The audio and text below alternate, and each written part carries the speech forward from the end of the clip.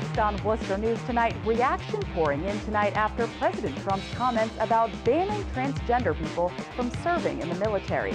Plus, the man accused of killing Vanessa Marcotte is now being officially charged with her murder. We have the details. Thanks for joining us tonight. I'm Catherine Indrioli. President Trump announcing via social media today his plans on banning transgender individuals from being a part of the U.S. military. The statements were made on Twitter, and one area veteran is speaking out against the president's message. Our Cam Jandro spoke with him and has more. Cam? Catherine, around 9 a.m. this morning, the president tweeted out that transgenders would no longer be allowed in the military, causing some strong responses from veterans and locals. It doesn't send the right message that we are an inclusive society. Veteran Bruce Mendelson reacts to President Donald Trump's announcement to ban transgender people from the military. Mendelson, who was a lieutenant in the Army for 3 years, says he's concerned how it will impact servicemen and women. And so I fear that the soldiers will suffer. And that to me is a primary issue. I mean, we don't want the soldiers to suffer any more than they have to. In a series of tweets, the president said our military must be focused on decisive and overwhelming victory and cannot be burdened with tremendous medical costs and disruption that transgender in the military would entail. Mendelson says President Trump would have a different opinion had he served in the armed forces. Had the president served and led soldiers, he would know that leaders of soldiers don't care who their soldiers love, as long as they're prepared for and ready to accomplish the mission.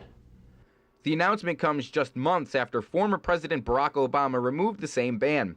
The move was not generating a lot of support among people we spoke to in Worcester Wednesday. I was in the military back in the 80s, and that'd be very, very shocking because I thought the military can accept anybody. I think we've come a long way in allowing people to serve in the military, and I cannot see why they would not be allowed to serve. I have no idea what the medical cost has to do with anything. Mendelson says the transgender ban does a disservice to both the military and the country. In my experience, was a melting pot of cultures and sexes and races and nationalities and religion. Now it isn't. Now, a study by the RAND Corporation shows that roughly 2,500 transgender people in the Army identify themselves as transgendered. There's no word as to what will happen with these troops, but the White House says they are working with the Department of Defense on the issue. Catherine? Thank you, Cam. A man is found dead inside his Worcester home late Tuesday night, and police say it's suspicious. City firefighters actually discovered the body after responding to a call. Our Rosalind Flaherty has the story. The medical examiner arrives at this house on Halmstad Street in Worcester Wednesday morning. Police say a body was found inside the home and appears to be suspicious.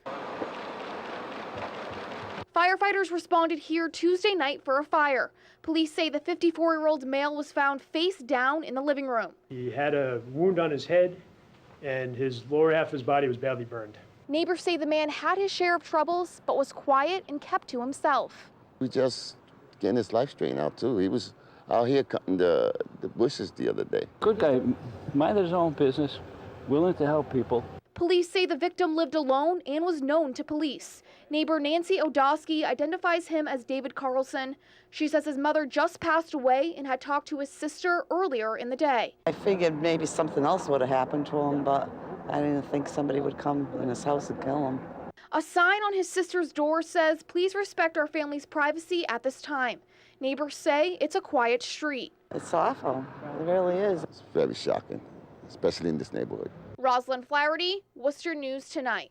And police did arrest 28-year-old Brian Flores. He faces shoplifting charges. Police say he stole a box of torch lighters from an area convenience store. They say he did know the victim, but at this time he isn't facing charges in connection to the man's death.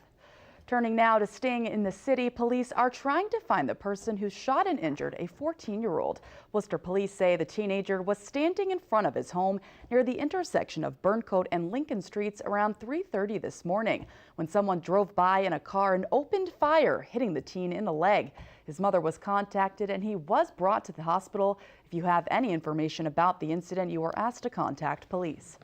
The Worcester man accused of killing jogger Vanessa Marcotte near her family's Princeton home last August has officially been charged with her murder. 31-year-old Angelo Colon Ortiz faced a judge today in Worcester Superior Court. Our Brittany Schaefer has the details.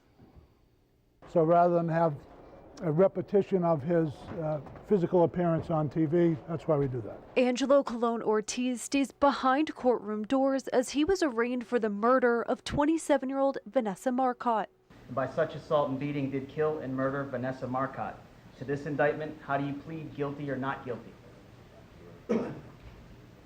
Not guilty. The 31-year-old Worcester man pled not guilty Wednesday to murder charges. Colon Ortiz was arrested in April after prosecutors say his DNA matched samples from Marcotte's body. He stands innocent before the law, presumed to be innocent, and we intend to investigate the case and move forward with his defense. Defense attorney Ed Ryan says this is his client's first run-in with the law and he is scared. It's very difficult, very difficult. He doesn't speak any English. He's never been involved in any court process before at all, and he's quite nervous and frightened.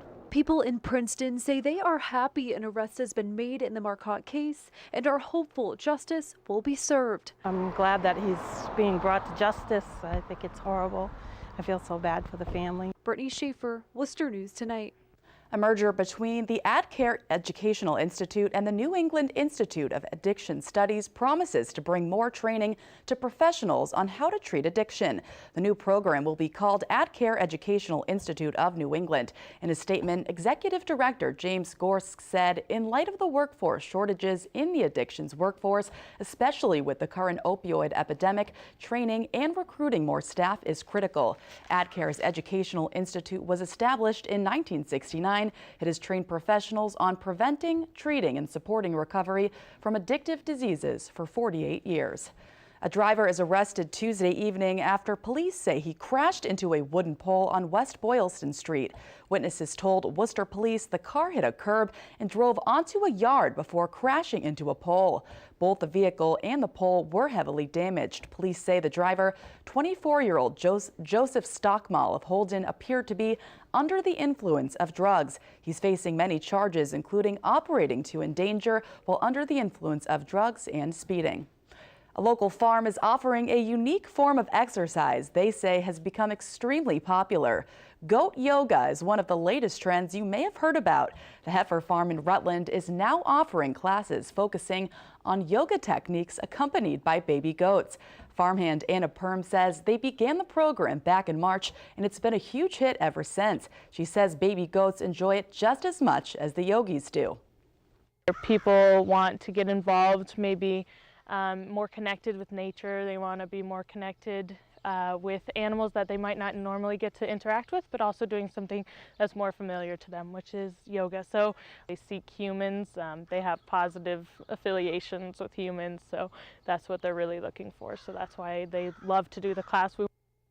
The Heifer Farm offers classes on Saturdays. They're adding weekday classes in the fall due to popular demand. For more information, you can visit their website at www.heifer.org. And many were out enjoying the Shrewsbury Farmers Market today, buying some homemade goods. Several vendors were selling fresh fruits, vegetables, and homemade jams. One vendor we spoke with is an avid beekeeper and produces honey. Peggy Corbett of Peggy's Preserves says declining bee populations are a concern for beekeepers like herself. She says the use of pesticides continues to impact bee pollination and the amount of honey they can produce. So we keep bees because when the fruit comes into blossom, it's always a cold, rainy, wet week. So we've actually had to increase the amount of hives we've had because local bees are in danger. A lot of towns are still spraying for mosquitoes and pesticides, and that can be harmful for the bees. Corbett says she is in favor of legislation limiting the sale of pesticides only to consumers with a license. She's been able to manage beekeeping to make enough honey for sale, but is supporting a no-spray policy for mosquitoes in the town of Lancaster where